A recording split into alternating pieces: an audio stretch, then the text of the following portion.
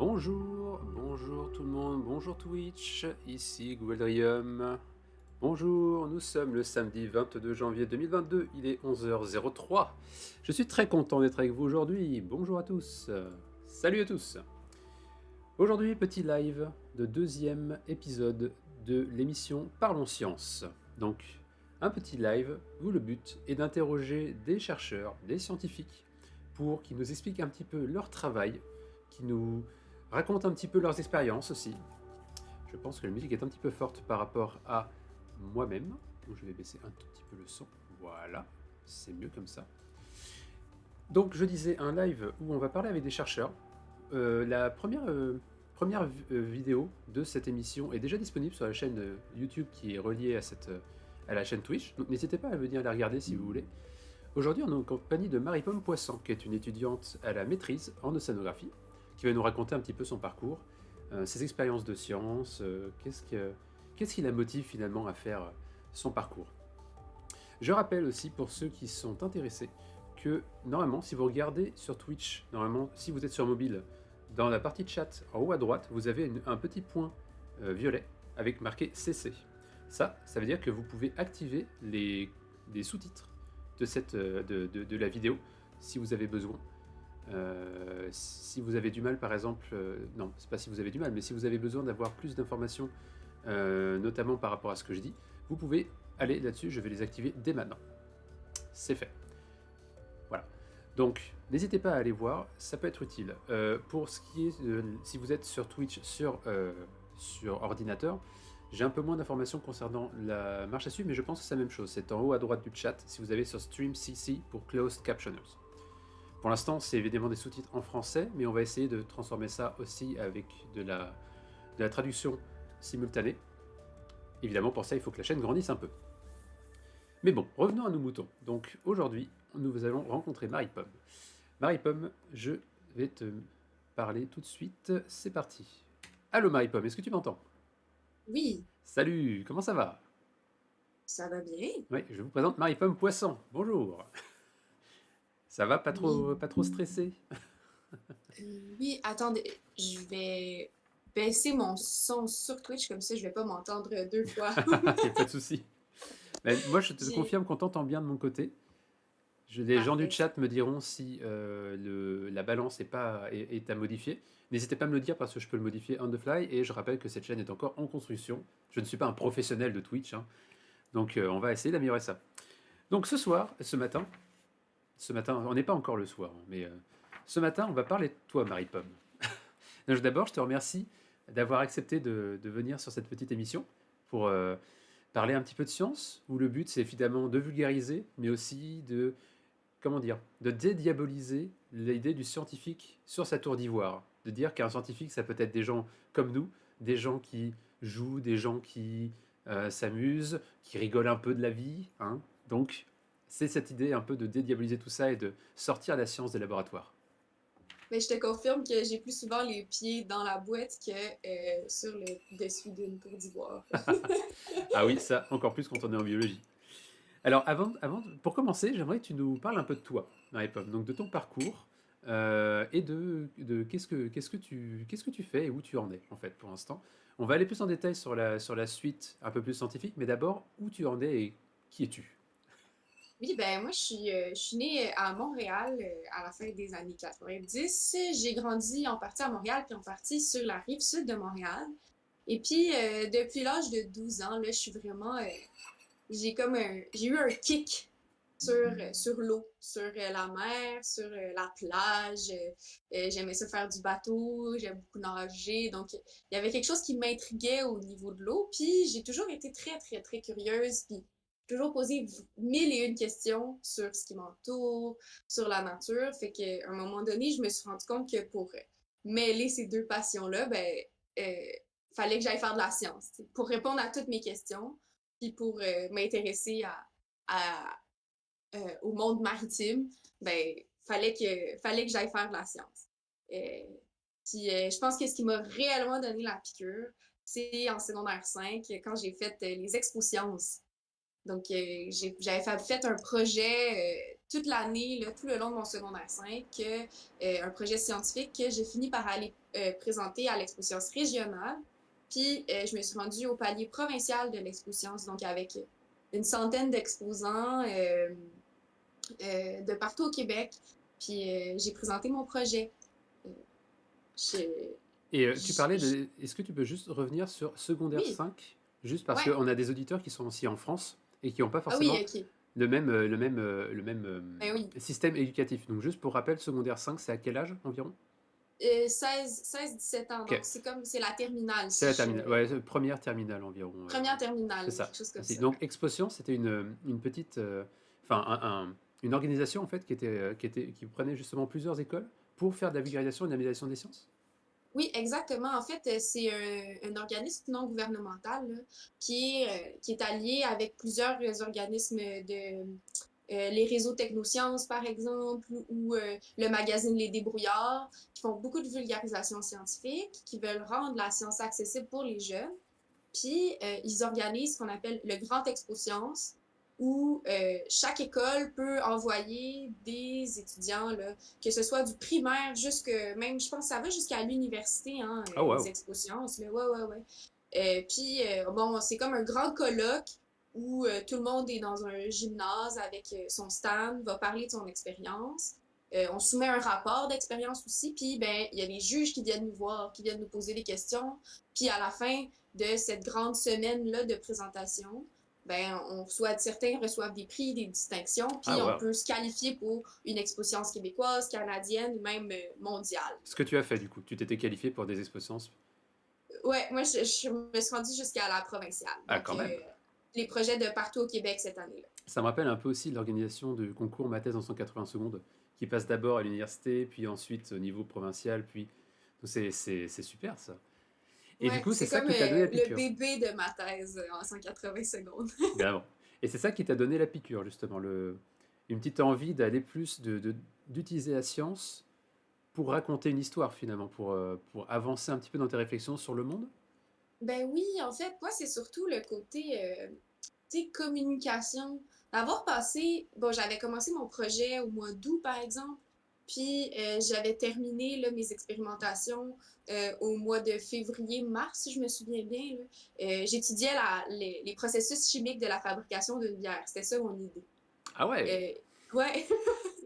Puis, ben, d'avoir travaillé tout ce temps-là sur ce projet-là, ben, de pouvoir aller parler du projet devant des gens, parler à des gens qui sont curieux, qui sont intéressés, qui, tu vois, la curiosité dans leurs yeux, ben ça m'a vraiment allumé. C'est Hmm. vraiment venu me chercher, ça m'a touché de voir ah, ok, j'ai pas fait ça pour rien, tu sais. J'ai fait ça parce que ça intéresse d'autres gens, tu sais. Le partage là, dans la science, je pense que Ouais. c'est un élément clé Ah, de mon complètement. intérêt. Et je pense qu'on en reparlera aussi un peu en fin d'interview quand on parlera plus de la science en général. Mais j'aime beaucoup l'idée du partage. Justement, le fait que la science, c'est un moyen justement de partager aussi. Et on en reviendra un petit peu après. Donc, du coup, ça t'a donné la piqûre. Et maintenant, tu es à l'université. Tu fais une Ouais. maîtrise en océanographie à l'université à Rimouski. J'aimerais que tu nous parles un petit peu de ton projet de recherche. Alors, je sais que tu m'avais préparé un petit PowerPoint Oui, pour essayer de donner quelques idées, donc je vais le partager tout de suite. Hop. Donc, n'hésite pas à me dire quand tu veux que je change les diapos. Il n'y en a pas beaucoup. parfait. Vous inquiétez pas, c'est pas une présentation magistrale. Vous inquiétez pas. C'est juste un support par rapport à ce que Marie-Paul va dire. C'est tout. Donc, je t'en prie. Et, Ouais. raconte-nous un petit peu de quoi parle ta recherche finalement.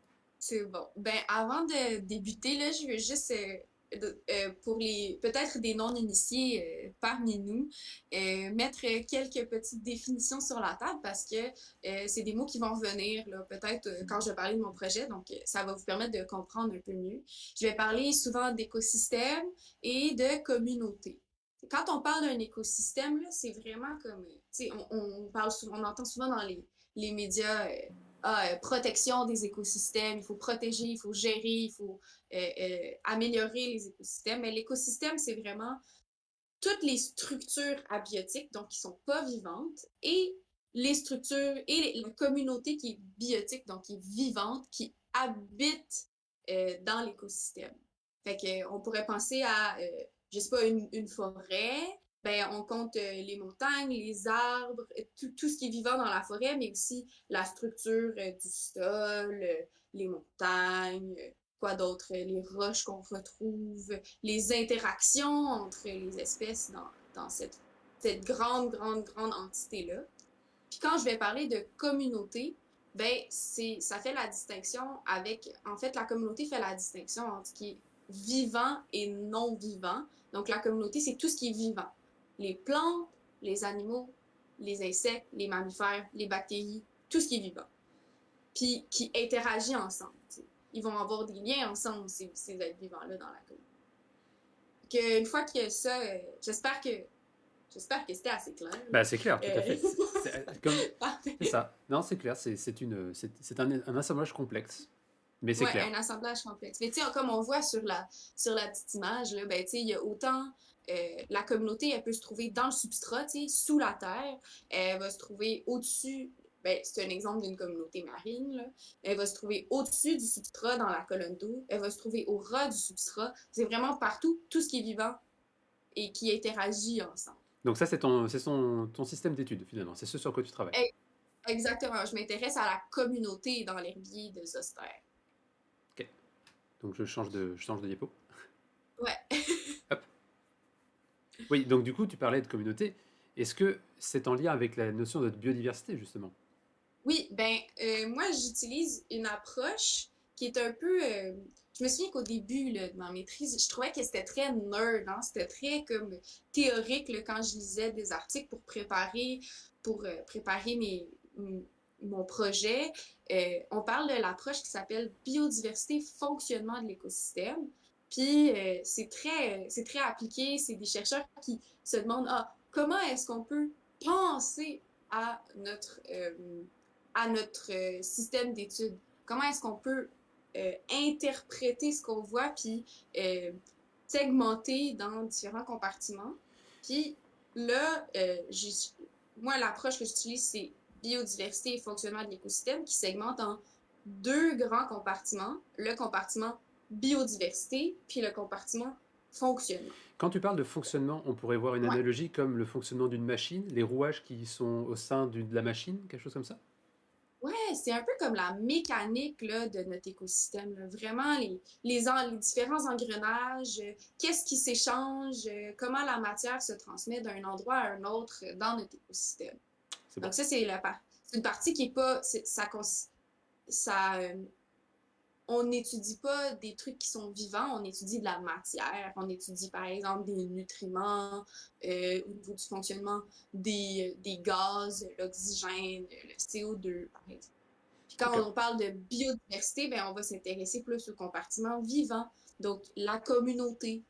Puis dans biodiversité, il y a bio pour vivant, puis il y a diversité pour variation. Donc l'approche que tu as choisie, c'est de prendre les deux ensemble. Oui, exactement, mais c'est de faire un lien entre la biodiversité, de séparer en deux compartiments, puis de voir c'est quoi les liens entre ces deux compartiments. OK. On peut passer à la prochaine diapo, là, pour pouvoir parler davantage de biodiversité. Ça va être moins complexe que les schémas qui sont présentés sur celle-là. C'est de beaux schémas, hein, si je puis me permettre.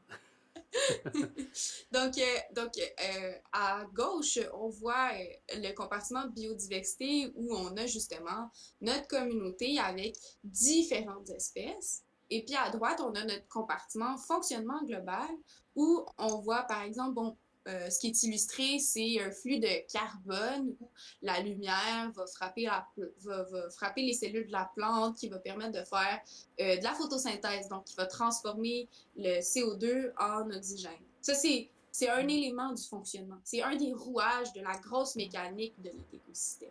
Fait que moi, je fais le lien entre la manière dont les engrenages sont installés et puis comment toutes les espèces autour permettent de faire tourner ces engrenages-là, finalement. Ce qui est important, parce que justement, quand tu parles d'engrenage, les espèces elles-mêmes font partie de cet engrenage-là. C'est-à-dire qu'elles sont les mécaniques qui permettent aux engrenages de tourner, mais les engrenages qui tournent ont aussi un impact sur ces espèces. C'est ça qui est important. Ah oui, c'est ça. C'est une boucle qui tourne. C'est sûr que au niveau théorique, ben, on a séparé en deux compartiments là pour pour que dans notre tête, on puisse se faire des schémas d'idées, puis on puisse comprendre, on puisse classer les éléments qu'on étudie. Par contre, c'est pas du tout séparé, c'est intrinsèquement relié. Puis la communauté influence le fonctionnement. La manière dont le fonctionnement va avoir un impact sur la manière dont la communauté va se construire. Puis là, cette communauté-là va évoluer, puis va réinfluencer le fonctionnement. Donc, c'est vraiment une roue qui tourne au final. Puis après ça, on peut jouer au jeu de la poule ou l'œuf, là. Oui, c'est sûr. Lequel est arrivé en premier? Ben, les deux sont arrivés pas mal en même temps, puis ils sont interdépendants, comme tu dis. Exactement. Yes.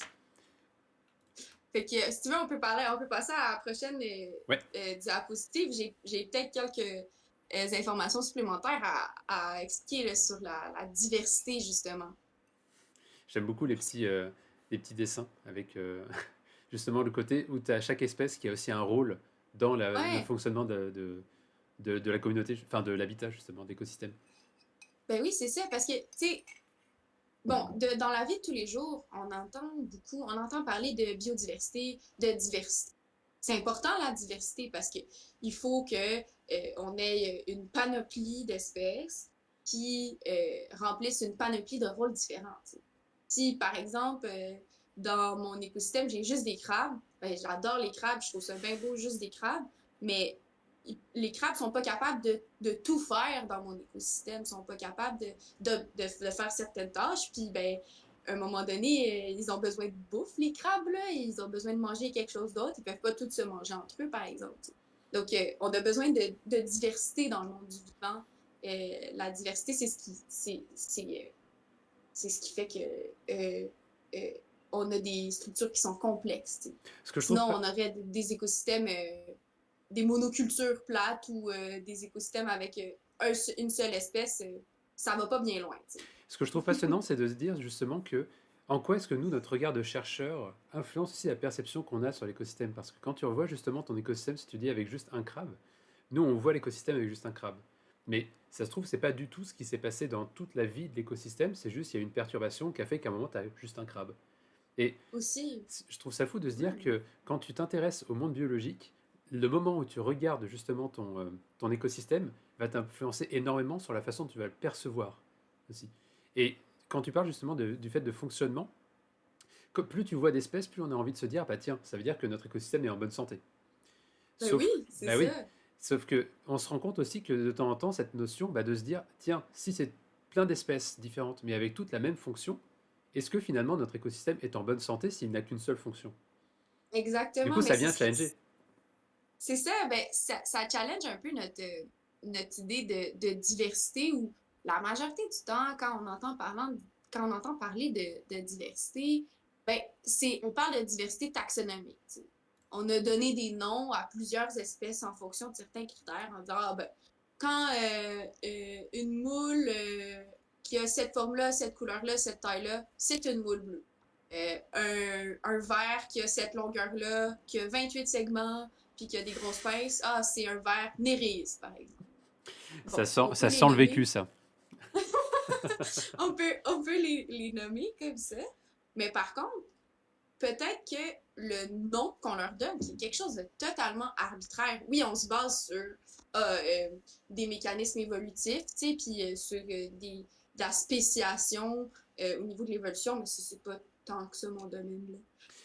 Mais le nom va peut-être occulter des informations qui sont plus importantes. T'sais. Fait qu'on peut parler de diversité taxonomique, ça c'est celle qu'on entend le plus souvent, dont on entend le plus souvent parler.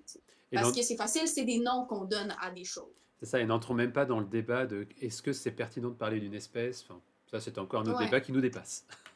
Ah ouais, ça c'est rendu de la philosophie, là, rendu là. Ouais, ça c'est clair. Mais bon, ce sera pour une autre émission. Ouais, c'est ça. Fait qu'en fait, moi, je me tourne vers un autre type de diversité, qui est la diversité qu'on appelle fonctionnelle.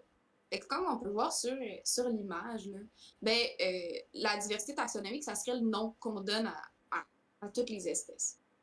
Alors que la diversité fonctionnelle, ça serait de classer les espèces pas en fonction de leur nom puis d'un arbre phylogénétique, mais ça serait de les classer en fonction de leur rôle, de la tâche ou des tâches qu'elles vont accomplir dans l'écosystème. Donc, c'est pour ça qu'on voit des petits crabes avec des casques de construction, des petites moules avec des casques de construction, des petits vers avec des pelles, deux espèces différentes de vers avec des pelles. Alors, on pourrait avoir deux espèces de vers qui ont des noms différents, donc avoir une diversité avec deux individus différents.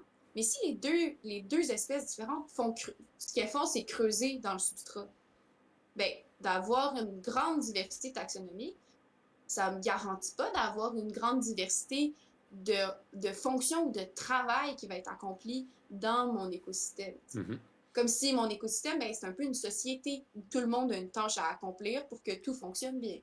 Ce qui fait que si, mettons, par exemple, tu perds une espèce due à une sensibilité à une perturbation, par exemple, tu mets du pétrole, par exemple, sur ton écosystème, Ouais. et que ça rase, par exemple, toutes les moules, elles meurent parce qu'elles n'ont plus de quoi se nourrir, etc., etc. Si la moule est perdue, est-ce que ça veut dire que la fonction est perdue? Ben, ça dépend. Ça dépend. Est-ce que la moule est un organisme clé qui est le seul organisme dans l'écosystème à accomplir cette fonction-là? Ou est-ce qu'elle partage cette tâche-là avec d'autres espèces? Parce que ça va nous donner une idée sur la résilience de notre écosystème, par exemple. Ça, Donc, c'est si j'ai intéressant. un écosystème avec différentes espèces, mais qui accomplissent la même tâche, ben, si une de ces espèces-là est affectée par une perturbation, les autres vont pouvoir venir prendre le relais, par exemple. Ça, c'est une notion importante aussi dans le concept de protection de l'environnement. Surtout Oui, aujourd'hui, je trouve. exact.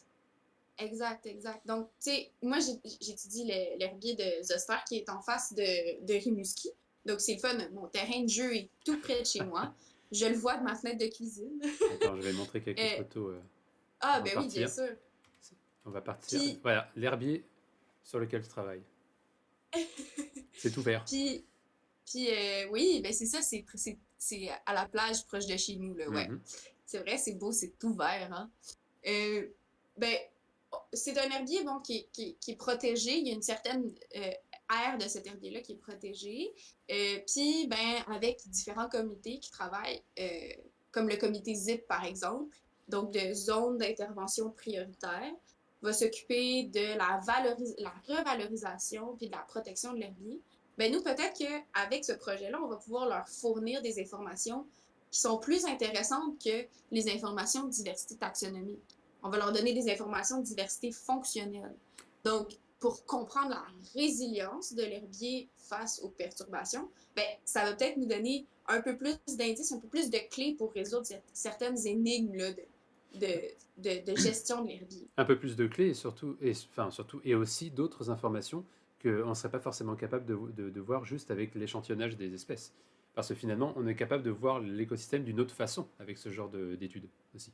Ben oui, c'est ça, ça nous donne comme un autre angle d'approche, on le regarde à travers une lunette différente. T'sais. C'est Ok. ça, c'est ça ce qu'on appelle ben, comme le cadre théorique dont je parlais plus tôt, là, qui est plus de. Ça, c'est du fun pour les scientifiques, mais c'est pas nécessairement du fun pour le public, là, parce que c'est de la grosse théorie d'écologistes qui sont assez, comme je disais, Ouais. c'est des nerds, là. Mais nous, au final, ben, on va apporter, en apportant un nouvel angle d'approche, ben, peut-être qu'on va aller avoir des informations qui sont complémentaires à ce qu'on a déjà. Donc, pour parfaire nos stratégies de protection de l'herbier. Et quand tu parles de données, justement, comment est-ce qu'on fait pour aller les obtenir? Je te dis ça parce que j'ai été en même temps sur le terrain et on a vu une petite photo rapidement comme ça, mais est-ce Ouais. que tu Ben, raconterais un petit peu d'une expérience par rapport à ça? avec plaisir. Ça a été dans les plus belles journées de l'été, c'est les journées qu'on va faire du terrain. Là. C'est des journées qui sont demandantes. Si vous pensez qu'on est toujours devant notre ordi, les scientifiques, c'est très faux.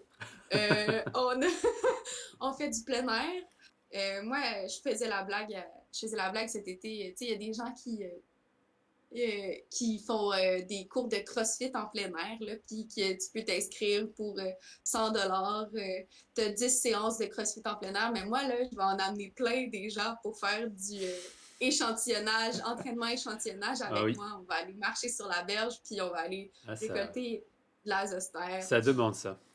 Ouais. Fait que moi, en fait, pour étudier l'herbier, ben, c'est aussi simple que ça. Je suis allée récolter des échantillons d'herbier. Sans blague, là, je suis allée prendre un morceau de l'herbier, là, comme un petit gâteau de terre avec les austères sur le dessus. Puis je les ai ramenés dans mon système expérimental. Donc, ce qu'on voit sur la photo, bon, c'est mes collègues d'échantillonnage qui sont là, là. Ça, c'est moi qui force. On Donc, remarque bien qu'on est à genoux dans l'herbier, hein. Donc, si on n'a pas la dedans. protection pour, c'est pas possible. Non, c'est ça, avec les bottes salopettes, là, au moins jusqu'à la taille, là, tu sais, pour pas être mouillé. Quoique, on finit toujours un peu Un humide, petit là. peu, mais ça, c'est les aléas du métier, ça. Exact. Donc, je suis allée avec ce qu'on voit dans mes mains sur la photo, c'est un carottier. Donc, le carottier, j'ai pris un gros tube de PVC sur lequel il y avait des dents là, en dessous du tube, puis on l'enfonçait dans le substrat jusqu'à une bonne vingtaine de centimètres. Puis on allait creuser en dessous avec une pelle pour aller vraiment ramasser la motte de terre où il y a toutes les racines de la zostère. Puis ça faisait comme un petit gâteau, là, tu sais. Puis ça, on le met dans un porte-carotte, donc on le voit un peu sur la photo, c'est ce qui est tenu dans les mains de la personne qui est à droite, là. Puis ça nous fait comme un échantillon d'herbier, là, une carotte. On ne parle pas on parle pas de carottes qu'on mange comme des carottes dans un jardin, là, mais comme une carotte géologique. Là. Puis ça, ben, j'en ai récolté 18 dans l'herbier de Rimouski que j'ai rapporté dans un système expérimental où j'ai pu prendre dans le système, je contrôlais plusieurs paramètres environnementaux, puis j'ai pu prendre des mesures sur ces échantillons d'herbier-là.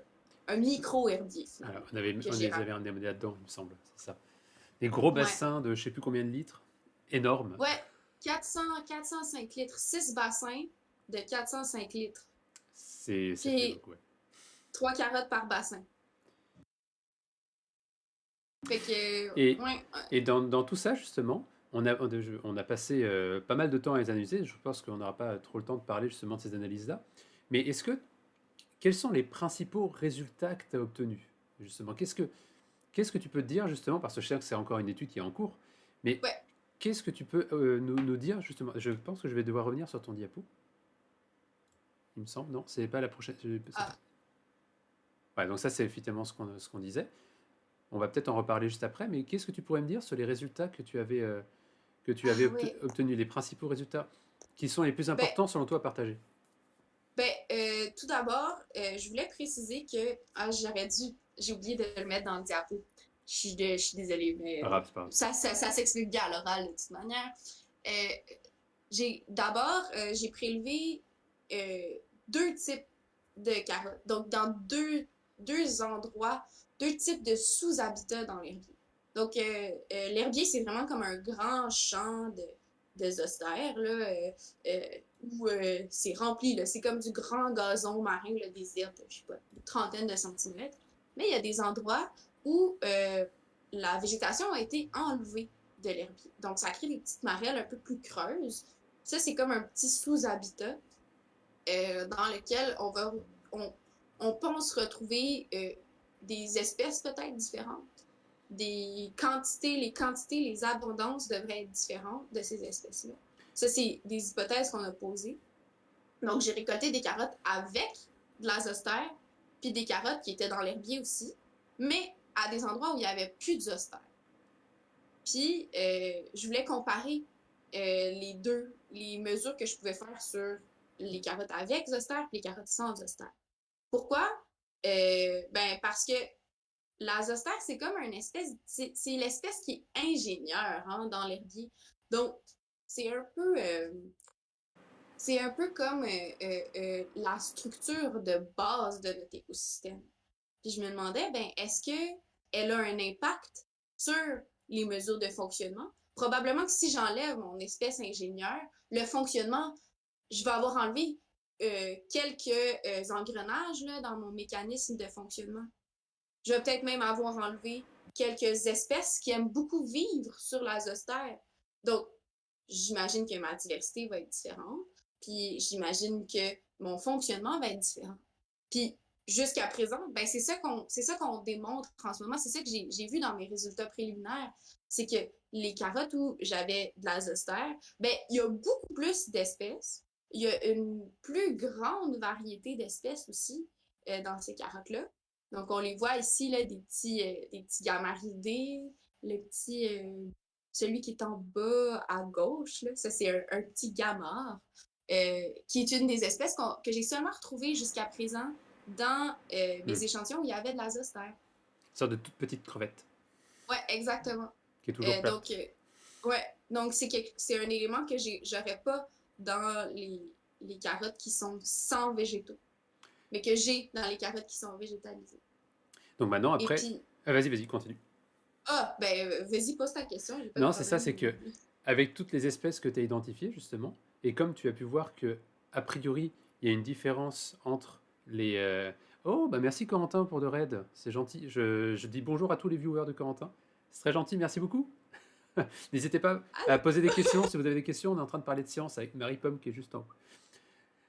Merci, c'est très gentil Corentin. salut! Merci pour le raid. J'allais dire donc du coup, avec toutes les espèces que tu as collectées donc dans ces milieux-là, tu as pu voir a priori que les espèces sont différentes entre les deux. Donc ça veut dire qu'a priori, tu t'attends à ce que fonctionnement de ton écosystème, donc les, euh, les services rendus par ces espèces soient différents finalement. Ben oui, Donc, j'imagine, j'ai des espèces, par exemple, euh, qui sont brouteuses, qui ont leur rôle fonctionnel, là, par exemple, c'est d'être le petit bulldozer là, qui va gratter toutes les micro-algues sur les roches, puis sur les surfaces sur lesquelles elles se promènent. Mais ces espèces-là, j'en ai pas retrouvé beaucoup dans mes carottes non végétalisées. Ça veut dire qu'il y a peut-être un rôle qui ne sera pas accompli hmm. dans ces carottes-là, mais qui va être accompli dans les carottes où il y a de la végétation. Donc, Et dans tes il va carottes, manquer c'est comme s'il manquait mon concierge dans ce sous-habitat-là. belle métaphore. Mais du coup, ça veut dire que dans tes carottes non végétalisées, donc des endroits de l'herbier où il n'y a plus de zoster, donc il n'y a plus de cette plante-là. Mhm. Je pense que on est un peu, on imagine que ces plantes-là ont été arrachées par les Ouais, glaces. Le fait ouais, que on n'a pas oublié que dans nos latitudes au Québec, il y a de la glace qui se forme sur les côtes. ouais. La Donc, glace, c'est comme arrache là, des patchs d'herbier quand elle passe. Là, vraiment, ça soulève, fou, puis ça s'en va au large. Tu sais. ouais, donc c'est comme si c'était un renouveau complètement de ton écosystème, quoi. C'est t'enlèves tout. Et comme tu dis, la zoster étant une espèce ingénieure, donc c'est-à-dire qui structure un habitat pour les autres espèces, bah, ça va forcément avoir un impact. Donc c'est intéressant de voir que tes résultats montrent que déjà dans un même habitat, il y a de l'hétérogénéité, c'est-à-dire des choses qui changent même à l'échelle très fine finalement. Oui, oui, oui, oui, oui. Un herbier, c'est pas un écosystème qui est 100% homogène. Même que la manière dont certaines espèces sont réparties, c'est très patchy, là, tu Hmm. sais. J'ai pas un ver par mètre carré, là. Je vais avoir des endroits où je vais avoir une gang de vers, là, une quinzaine, qui sont toutes ensemble, qui vont se faire un petit réseau souterrain.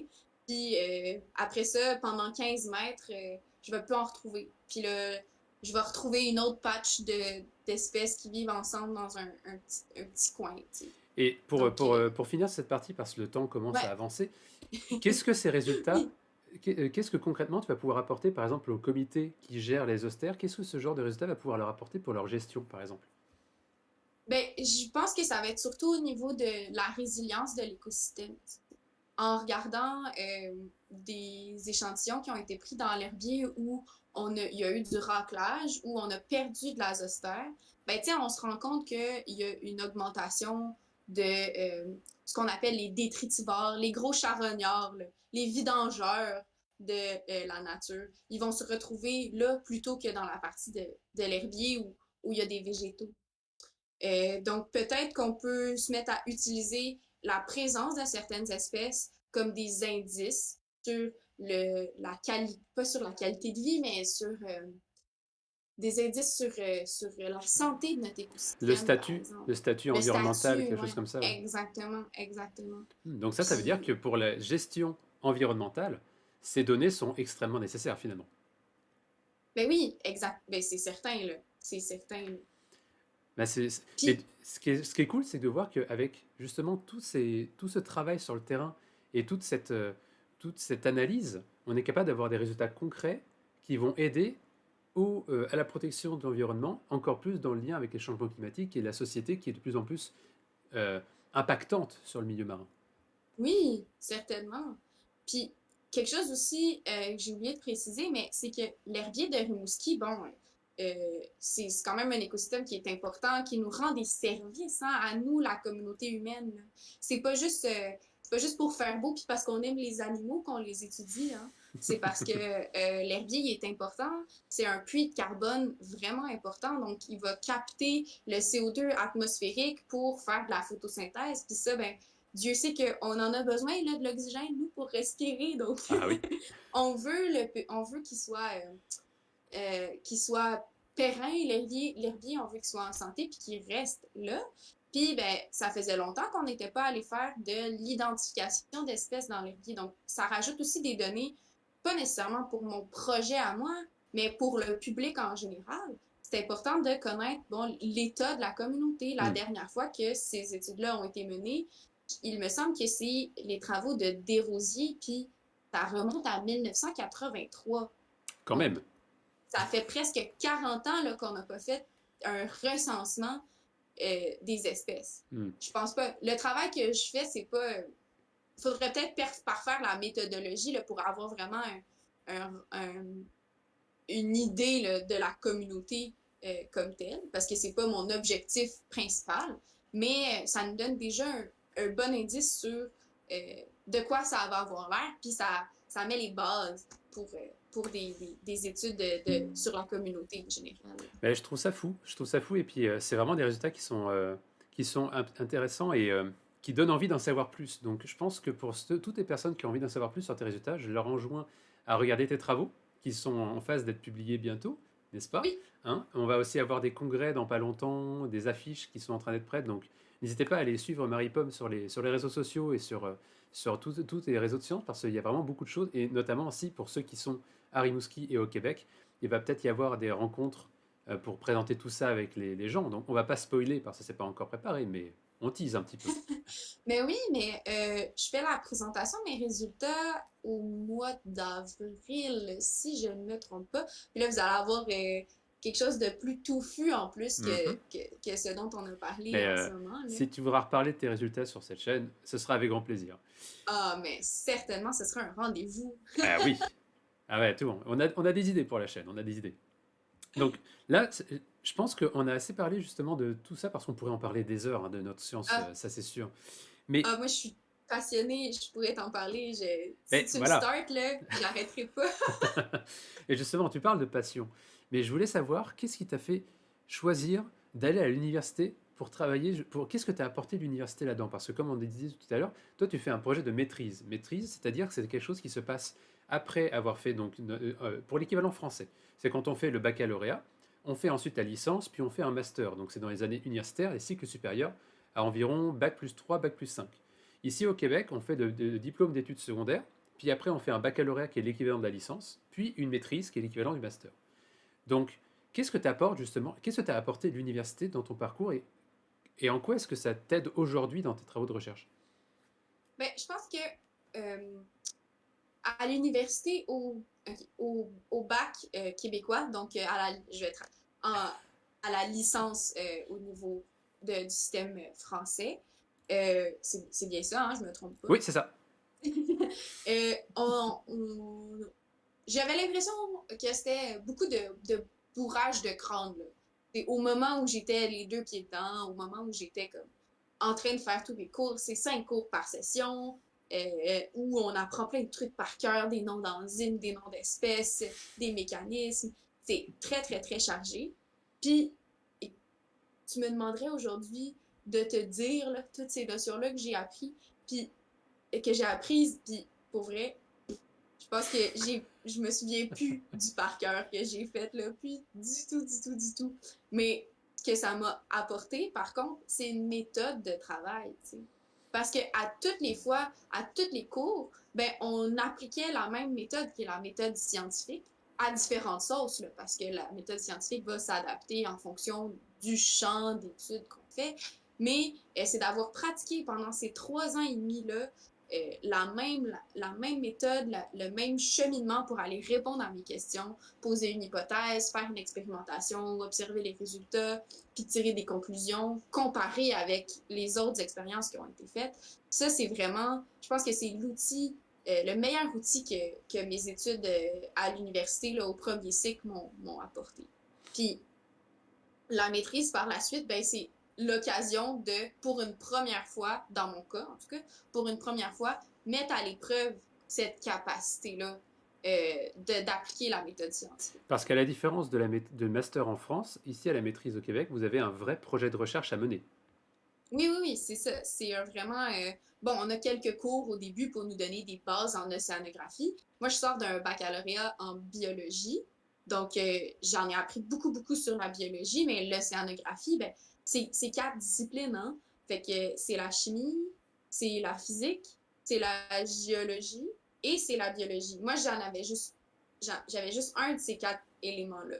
Il a fallu que j'aille creuser sur les 3 autres. Donc, c'est à ça que les cours au début de la maîtrise ont servi. Mais après les 2 premières sessions de maîtrise, il n'y en a plus de cours. Puis on travaille à temps plein sur un projet. Un projet qu'on bâtit, où on présente une proposition de projet, donc une proposition de recherche qu'on appelle le devis. Là, il y a un comité qui dit ah, c'est un bon projet ou ah, il faudrait que tu améliores ça dans ton projet. On discute, on se remet en question, on apporte des nouvelles idées, puis on fait une expérience. J'ai passé l'été complet, l'été 2021, les 2 mains dans les bassins, dans l'eau froide, hein, 10 degrés quand Je même. confirme qu'elle était froide. Où au lieu d'apprendre en étant assise dans une salle de classe, ben, j'ai appris en ayant les 2 mains dedans, là, tu sais. Fait que Et c'est ça qui est... pardon, je te coupe, mais tu Vas-y. parlais de ton projet de recherche. Mais est-ce que ton projet, tu l'as construit tout seul ou c'est le fruit d'une Ah, collaboration avec plein de gens autour de toi? c'est bien sûr le fruit d'une collaboration. J'ai eu un petit contrat à l'Institut Maurice Lamontagne, donc qui est un institut de recherche du gouvernement du Canada en océanographie. Ben, en fait, pêche et océan, donc c'est aussi les ressources maritimes, mais c'est un détail. Puis en travaillant là, je me suis rendu compte que c'était vraiment quelque chose qui m'intéressait. Puis au même moment où j'ai eu cette étincelle-là pour l'océanographie, ben, il est tombé. Je me suis enfargée dans une proposition de projet de recherche qui était offerte par Fanny, ma directrice, Fanny Noisette, super prof de l'ISMER d'ailleurs. Et puis, bon, c'est elle qui s'est occupée de trouver l'argent pour le projet, qui a eu l'idée, la première idée de se dire, ah, je veux comparer la diversité fonctionnelle avec le fonctionnement global des écosystèmes. J'aurais besoin de quelqu'un pour accomplir ce projet-là. Moi, je vais guider cette personne-là. Puis, ben, moi, j'ai dit oui. J'ai levé la main, j'ai dit, ça arrête moi. Je me suis approprié ce projet-là. Puis, je travaille aussi avec toi, Elliot. Donc, on en a Tout à fait.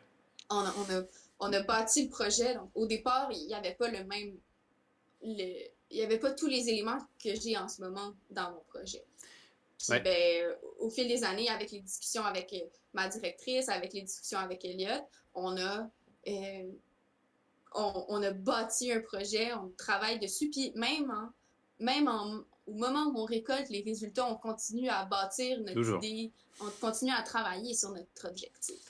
Mais est-ce que Mais c'est collaboratif, c'est certain. Là. Ouais, c'est collaboratif. Ça se fait pas tout seul. Là. Puis j'ai de l'aide aussi des employés de soutien de l'université qui m'ont aidé à construire le système. Là. J'avais pas le temps de faire de la science puis de la plomberie en même temps. Même si on a fait beaucoup de bidouillage aussi. Hein. Ça, Mhm. le patentage, comme on dit ici au Québec, c'est quelque chose d'important pour tout biologiste qui se respecte. Ça, c'est certain. Et tu parlais justement de monter ton projet. Mais j'imagine que le choix de la maîtrise aussi, ça a été fait en fonction de tes sujets qui t'intéressent et tout ça. Mais en quoi est-ce que quels sont les principaux sujets qui te touchent le plus en sciences, justement, par rapport à ton projet de recherche, ou même de façon un peu plus globale? Ouais, ah, c'est vraiment une bonne question, ça. Moi, au bac, j'avais travaillé beaucoup j'avais travaillé avec des profs qui font ce qu'on appelle de l'écophysiologie.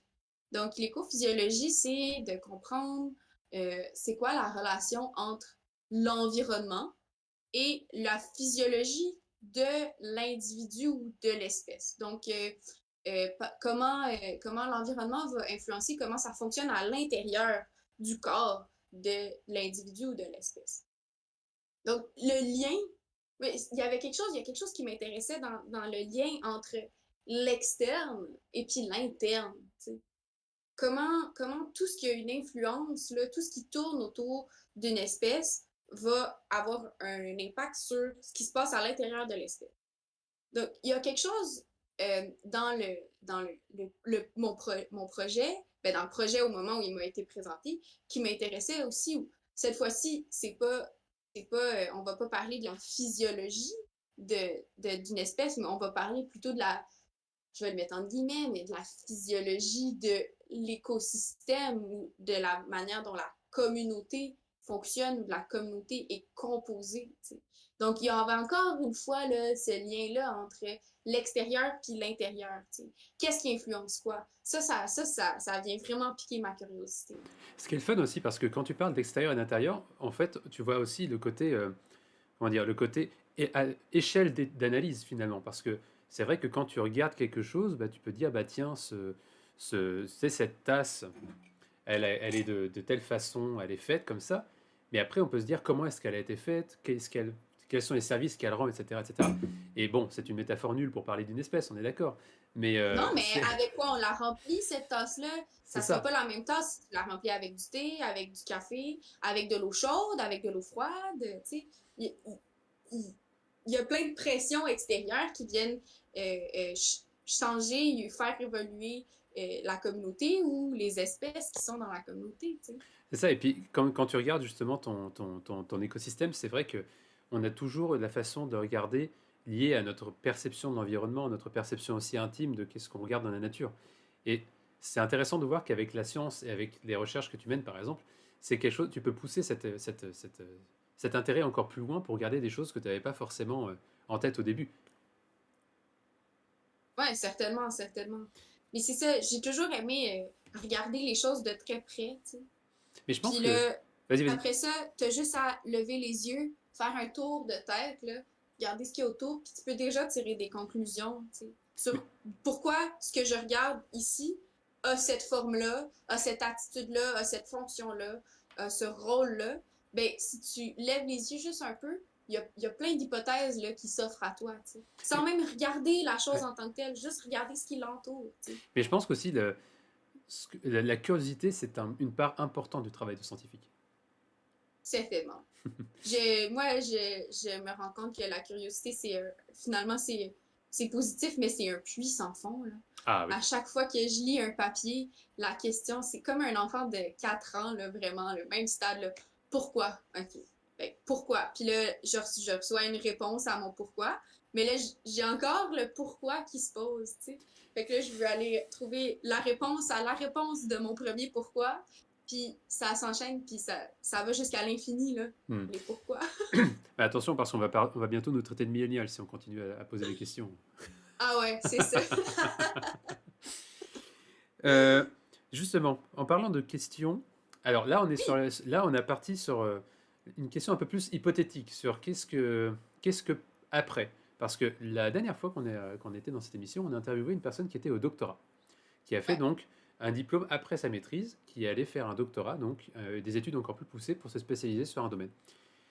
Qu'est-ce que tu penses? Toi, tu es donc à niveau de la maîtrise, tu vas terminer ta maîtrise bientôt, avec tous les honneurs qui vont s'en venir, ça j'en suis certain, persuadé. Qu'est-ce que, où c'est que tu te vois dans les prochaines années et comment est-ce que tu te positionnes par rapport au doctorat? Est-ce que tu penses que c'est nécessaire pour un scientifique ou si voilà, je te donne des petites pistes de réflexion, tu les attrapes et tu y réponds comme Ouais. tu veux. Ben c'est sûr que, tu sais, pour devenir professeur d'université, ça prend un doctorat. Mais j'ai pas l'impression que c'est là que c'est. Je suis pas convaincue encore. J'aime bien gérer un projet, être responsable d'un projet, comme je l'ai fait durant la maîtrise. Je trouve ça vraiment chouette. J'aurais jamais pensé être attachée comme ça à des données, être attachée même à écoute, être attachée à des austères, là. Les regarder puis les trouver belles, puis dire c'est mes petits bébés, là. Je peux relate complètement à ce commentaire. Puis je regarde beaucoup le domaine scientifique. C'est sûr que c'est le fun de se projeter dans dans une idée où tu dis, je voudrais être une grande chercheuse, je voudrais avoir un laboratoire, je voudrais avoir un doctorat, avoir une équipe de travail et tout. Ça me semble beaucoup de travail. Puis il y a quelque chose qui me manque là, vraiment personnellement ces temps-ci, c'est le côté plus pratique, c'est le contact vraiment avec la communauté, puis le contact avec des gens qui sont pas des scientifiques nécessairement, mais qui ont quelque chose à nous apporter aussi, qui ont quelque chose à apporter à la science. Parce que tu peux pas faire de la science juste en gang de scientifiques. Non, c'est ça. Et puis ça sert à rien encore de plus faire en biologie. de la science sans la partager, tu sais. C'est ça, encore plus en biologie. Là. Encore plus en biologie, où on a aussi nos usages dans le milieu et on pense forcément aux citoyens. On pense, tu sais, encore plus ici au Canada avec la problématique des Premières Nations. Il y a vraiment toute une histoire avec les utilisateurs de la nature. Exact. Fait que je sens un appel. L'appel. Je sens l'appel de la nature, là. Je sens l'appel des projets. J'ai envie de mettre à l'épreuve là, le savoir que j'ai appris dans les dernières années, les techniques que j'ai apprises dans les dernières années. Puis, pas que je suis tannée de l'école, mais tu sais... T'as le droit de le dire.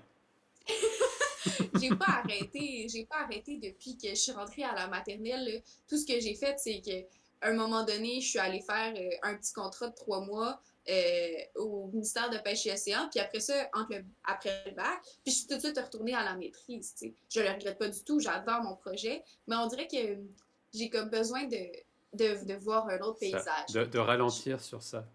Ouais, exact. Puis je pense que ça va être une autre manière d'apprendre. Tu sais, j'arrêterai pas d'apprendre parce que je sors de l'école. Je vais juste apprendre d'une manière différente. Tu sais. Mais je ne dirais pas non. Je ne dirais pas non à l'idée de faire un doctorat. Juste pas tout de suite. Bah, on s'en reparlera quand je serai professeur. Hein. C'est ça. Spoiler, ça n'arrivera pas. Mais c'est ça, ma réponse préférée, c'est on verra. On verra, ça me convient parfaitement. Mais ton dream job, si tu devais... Ton job de rêve, ça peut être dans la science ou pas dans la science d'ailleurs. Ouais, écoute, ce que j'aime beaucoup en science, c'est le partage, la connaissance, c'est la diffusion, c'est la vulgarisation. Tu sais, je pourrais parler pendant des heures de mon projet. Puis des fois, il faut que je fasse attention. J'ai peut-être même plus de fun à parler de science qu'à faire de la science. Il faut être capable de modérer ses ardeurs. Là. Mais j'aimerais faire... J'ai comme toujours envie de tout faire. Fait que j'aimerais trouver une job qui me permet de faire de la science, donc monter des projets, réfléchir à des projets, puis aller chercher des résultats, qui me permet de diffuser et de partager ces résultats-là avec des personnes différentes, puis d'aller chercher les savoirs des gens autour de moi, puis de les amener à la science, puis de faire, de partager les savoirs entre, par exemple, les savoirs traditionnels, les savoirs qualitatifs aussi, les savoirs culturels, tu sais, de ramener tout ça autour de la science. Mais je pense que c'est ça qui donne une âme à ce qu'on étudie aussi, c'est ça qui donne une raison d'être à ce qu'on fait. On peut accumuler des tonnes et des tonnes de données si on leur donne pas un sens, si on les accole pas à une culture, à une histoire, à une communauté, à des gens, ben c'est un peu des données perdues selon moi. Mais je te comprends, et puis je pense qu'on a bien vu pendant toute la petite discussion qu'on a eue que tu as envie justement et que tu aimes partager sur ce que tu fais et sur ce que tu aimes finalement. Et ça s'est bien retranscrit, je pense, sur cette interview. Et pour une petite... que ça se soit démontré. Une petite dernière question avant Oui. qu'on clôt un petit peu cette discussion. Quel conseil tu aurais, pardon, conseil tu aurais pour des futurs étudiants ou des gens qui auraient envie justement de se plonger dans la maîtrise, le doctorat? Quel conseil tu aurais par rapport à ton expérience universitaire, ton expérience de la science, du terrain, de la nature? Quel conseil tu leur donnerais? Et encore plus aujourd'hui dans un temps de Covid. Oh, euh, ben, d'abord, un conseil plus au niveau de la persévérance, là. Il n'y a pas de question niaiseuse. Si ta curiosité te mène à te poser une question, c'est parce que il y a une raison derrière, là. Puis c'est correct, va la chercher, la réponse. Elle se trouve peut-être dans un article scientifique ou peut-être que personne ne l'a trouvé encore, puis il faut aller la chercher.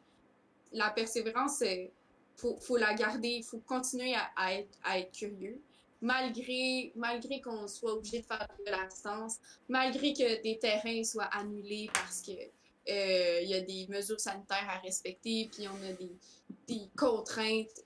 Euh, Continuer de cultiver. Oups, Mais non, c'est bon, je on t'a pensais que j'avais retrouvé. lagué. On t'a retrouvé, ouais. euh, Continuer de cultiver sa propre curiosité, c'est vraiment important. C'est vraiment comme c'est ça qui va apporter la motivation, c'est ça qui va apporter la persévérance, je pense. Dans un temps de COVID, là, euh, j'irais, je pense que ça serait un bon conseil. Puis peut-être aussi, oui, euh, de, de, d'aller dans plusieurs directions aussi. C'est le fun Mhm. d'avoir. Des fois, on a des idées fixes, mais d'essayer de regarder, regarder ce qu'on étudie sous plusieurs angles, pas juste sous un angle. Essayer de regarder ce qui se trouve autour de ce qu'on étudie aussi. De faire des liens avec des notions qui sont pas. Qui relèvent pas des sciences naturelles. Parce que c'est justement ce qui va donner un sens à ce qu'on fait. T'sais. Il y a des fois où j'ai eu des moments de découragement, puis là, je regardais mon projet, puis je me disais, c'est bien niaiseux cette affaire-là. Là. Comment ça se fait que je regarde des bébites dans des plantes marines, puis j'ai l'impression que la fin du monde s'en vient, puis je sais pas ce que ça veut dire. T'sais. Mais se décoller le nez un peu là, de ce qu'on regarde, puis essayer de comprendre euh, ça s'intègre dans quoi? Ça s'intègre dans une communauté, ça s'intègre dans une histoire aussi. Tu sais, le littoral ici à Rimouski, ben, il y a une histoire, il y a une évolution du paysage. Ben, je vais contribuer à cette histoire-là, à cette évolution-là en amenant des données scientifiques. Tu sais. De sages paroles. Merci énormément, Marie-Pomme, Ça me fait pour, plaisir. pour tous tes avis, tes résultats. On te souhaite un grand Oui, succès dans la suite de ton parcours, dans la fin de ton projet de maîtrise, qui est un projet passionnant. On pourrait en reparler encore ben oui, des heures et des heures et des certainement. heures. Puis, J'ai du encore une fois, jus en masse. et écoute, ce sera avec grand Est-ce qu'il y plaisir. avait est-ce qu'il y avait des gens dans le chat qui avaient des questions? J'en ai pas vu qui sont arrivés pour l'instant. Donc Ok. plutôt calme aujourd'hui. Mais écoutez, s'il y a besoin, n'hésitez pas à les reposer plus tard ou on va refaire, j'imagine, des discussions sur d'autres sujets, parce que là, c'était une discussion sur un sujet de maîtrise, mais j'ai aussi pour envie de faire des petites discussions un peu plus sur la science en général, des Ouais. concepts comme la place des femmes en sciences, la place aussi, des sujets de société finalement, qui pour moi me sont très intéressants et qui je sais que toi, ça t'intéresse, puisque tu es aussi une militante ardente de ce genre de sujet à l'université. Oui, oui, oui. Je suis une grande gueule. Et ben c'est parfait. Mais en tout cas, encore une fois, merci. Et puis tu es la bienvenue sur cette chaîne quand tu veux. Si tu veux reparler de ça, on va refaire des émissions le plus souvent possible pour ça. Donc, je te remercie Eh ben, énormément. On se reprend sur merci Discord après. beaucoup. Oui, merci beaucoup, Ouais, Elliot. Ça m'a fait vraiment plaisir. C'était chouette de discuter avec toi, là. fait plaisir. On se refait sur Discord dans Ouais. quelques secondes pour débriefer. Je vais dire au revoir au live. D'ici là, à la prochaine. Salut tout le monde! Hop. Bah, merci à tous. Écoutez, d'abord, je veux remercier énormément Corentin Buty pour le raid qu'il a fait, le tout premier raid de la chaîne. Je suis un peu ému. C'est très très gentil. Puis merci à tous les follow qui sont passés d'ici là. C'était un plaisir de faire cette deuxième émission de Parlons Science avec vous. Je vous rassure, ce ne sera pas la dernière sur la chaîne. Je sais que les promesses, faut faire attention, mais c'est une promesse et c'est vrai. Je vais essayer de faire ce genre d'émission à peu près toutes les 2 semaines, les samedis à la même heure. Donc la semaine prochaine, je vais sûrement interviewer un de mes amis qui fait de la physique. Donc avis aux physiciens et aux chimistes. Ce sera le moment. Donc j'imagine dans 2 semaines, on va s'en reparler. Merci beaucoup, c'est très très très gentil d'avoir été là. Et donc d'ici là, je vous souhaite un bon appétit, évidemment. Et puis si vous voulez revoir cette émission, elle sera disponible en VOD sur la chaîne YouTube, Gueldrium, qui est normalement en description en bas. Et puis donc je vous retrouve dans 2 semaines pour parler science, et la semaine prochaine très certainement pour faire un petit peu de jeux de vidéo, de jeux de société. On va voir comment ça se passe. D'ici là, donc portez-vous bien. Je vous souhaite une bonne fin de week-end, un bon appétit pour ceux qui vont manger. Et à la prochaine, c'était Gueldrium. Bye bye.